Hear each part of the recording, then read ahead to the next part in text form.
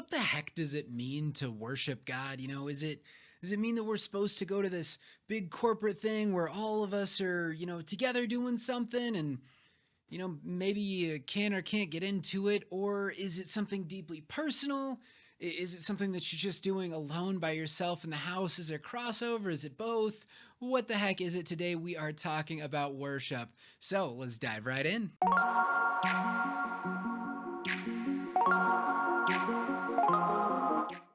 Welcome back, everybody. My name is AP Raleigh, author of Abide, and I make Christian content to help you grow in your faith. If that's something that you love, go ahead, hit the like button down below and subscribe so you don't miss a thing.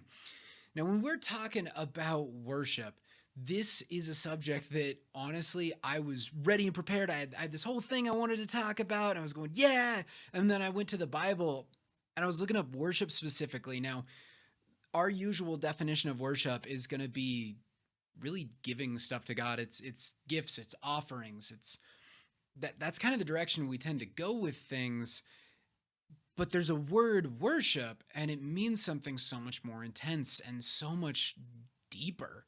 And I honestly had never understood it to that level. On a deeply personal level, yes, it made clear sense, but I don't think I've ever defined it that way. And that's why I love going back to the Bible, because even if I'm teaching stuff, or even, no matter how far I've come in my faith, there's still so much to learn. And this concept, worship, just that word alone, a lot of times in the Old Testament when it's used, it's directly translated as fear. It's talking about fearing God over fearing, your enemies' gods, and that ends up being translated over as worship God, don't worship other gods. And then we jump over into the New Testament. I thought, well, maybe the concept changes a little. That's a lot of the Old Testament stuff is written in a more intense fashion. So, maybe there's a little bit different definition of the word. And I came across the part where Jesus is being tempted and he's talking about worshiping the Lord your God alone. And that's it. And so I was looking, what the heck is that word? And I pulled it out in a couple other spots too throughout the New Testament. And it's somehow more intense than just saying, fear God. The word literally translates to, and not in a bad way, but it translates to kissing the ground. It translates, and the picture that it paints is almost like a dog licking at the master's hand. That sort of deal where it's this deep, it's not just worship, it's not just fear, it's not just reverence, it's a gut reaction. And that's what got me. This isn't some sort of, get down on the ground and beg. No, it's not where we're going. That's not where it's used. In no point is that the context that this should be a thing that you're just doing because you have to do it. This isn't a, get down on the ground and kiss the ground because I am awesome. The way that it's used in almost every circumstance is simply a reaction to God. And true natural worship is that. And I'm sorry, this concept literally blows my mind. I'm stammering over my words. I think I've recorded this a couple of times now because I just can't fathom how cool it is that God's commanding this. He commands us to worship. So if he's commanding us, that means we have the capability to do it. And yet this is adoration. Even the English definition of worship, it's a combination of love and admiration. It's these two things going side by side. And now love is a choice. Love is the active part that we can do ourselves. Yeah. I've talked about that quite a few times, but adoration is not. Adoration is just a response to something being admirable. It's awesome. It's just this natural, wow. So that means God's going to be on display. Because if he's commanding me to do this, it's got to be possible. And if that's an emotional response, it means that's an emotion that we can tap into. That's because emotions are outside of our control. So if God's commanding it, that means he is going to be something that is admirable. Not only that, but he's going to put himself in positions where you're able to see that and you're able to admire it. And you can have a natural gut-wrenching reaction to say, I would kiss the ground that you walk on, not because I have to, but because I get to. And especially in this day and age, it is almost impossible for us to even fathom that being acceptable. Like what in this world is so good that I would worship the ground that it walks. What? That's just not a thing. That's that's something that we actively fight.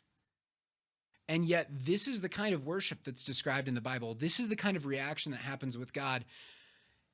And I love that it goes from the fear narrative and then to this response. And of course, we're talking about the exact same thing. It didn't change in the Bible, just kind of the way it's discussed makes it clearer and clearer. And the reason I like it so much is because it helps us understand a lot of the fear of God. And that worship, if I'm going to put this as simply as humanly possible, all it is showing who's in charge. It's literally just recognizing power. That's all it is. It's recognizing that God is bigger than me. It's humility in the extreme. It's humility in the face of the event occurring. That sounds a little weird, but by that I'm gonna say humility in the face of the event occurring is it's staring you in the face. We're not being humble because, well, maybe it's literally right here. Like I have the proof in front of me.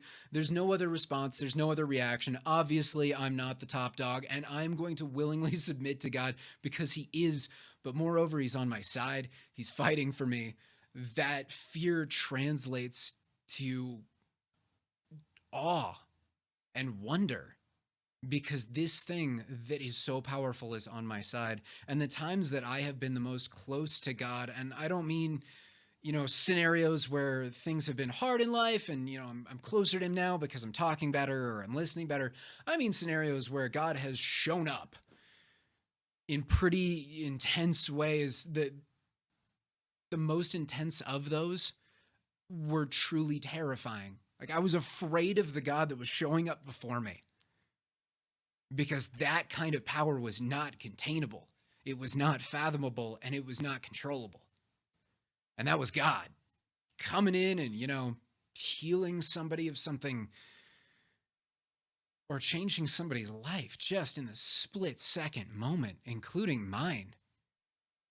And those are the times when it was just awe-inspiring, and my only response was to be like, wow. And that is the heart of worship. That's the moment. It's something that, yes, we can have in the corporate scenario, in the church world, when we come in and we're all doing this together. You can have that exact feeling, that exact moment of awe. You can also have that in your bedroom at 2 a.m. because you're praying and talking to God and He showed up and you are responding to that. You can even look back to past scenarios that have happened where He did show up. And again, remembering how amazing He is, we're drawing back on that. But what it really and certainly is not is routine. It's not the same thing day in and day out. It's not going to a church and singing a song because those are the words on the screen. It has absolutely nothing to do with that whatsoever. It has nothing to do with you taking out your checkbook and giving your tithes. Yes, that is an offering. Yes, that is a part of this whole scenario. And yes, it can be done from that state. But that's not what it is at the base. At the base, it is simply a response to God. What we do with that, where we go from there, is such a big thing. But I think this, if I was going to take anything at all in the church, anything at all, and go in and correct it, of course, with my limited view of the world, if there was one thing I could do, it's changed in the last 12 hours. Because 12 hours ago, it was it was a relationship mindset. And I still think that is very high on my list. And if you follow any of my stuff, that's what I talk about more than anything. And I probably won't change. But if I could change one thing, it's the understanding that routine does not equate to relationship. It does equate to working. It equates to things getting done. routine keeps it going. If there's a dry spell where things just aren't exciting, and I don't know, everybody just kind of gets in this funk at the same time. It's really weird how we go through those seasons even as a group. Yeah, that's when routine can help out quite a bit, but a lot of the laws and a lot of the stuff that we come up with that we have to do, and we got to do this, we got to do that, and if we don't do it, well, I'm outside the will of God. At what point are we just building routines and calling that worship? Routine worship doesn't make any sense. Like, literally I can't comprehend that anymore, because if this is a response to the power of God showing up, how is that routine? How can you go in and we'll just do the same thing over and over again, and that'll be nice. That'll be nice. We're talking about so much power that the world is literally changed. I'm sorry, but that's nothing but routine. So this week I'm going to challenge you guys. I'm going to challenge myself. Break out of the routine. Start looking when we want to worship God, and we should be worshiping God on a daily basis, because he shows up on a daily basis, and if he's not, ask.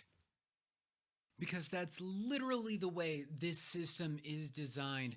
So this week, I'm doing the same thing as you guys, because I've learned something new, and it's allowing me to have a deeper depth with God.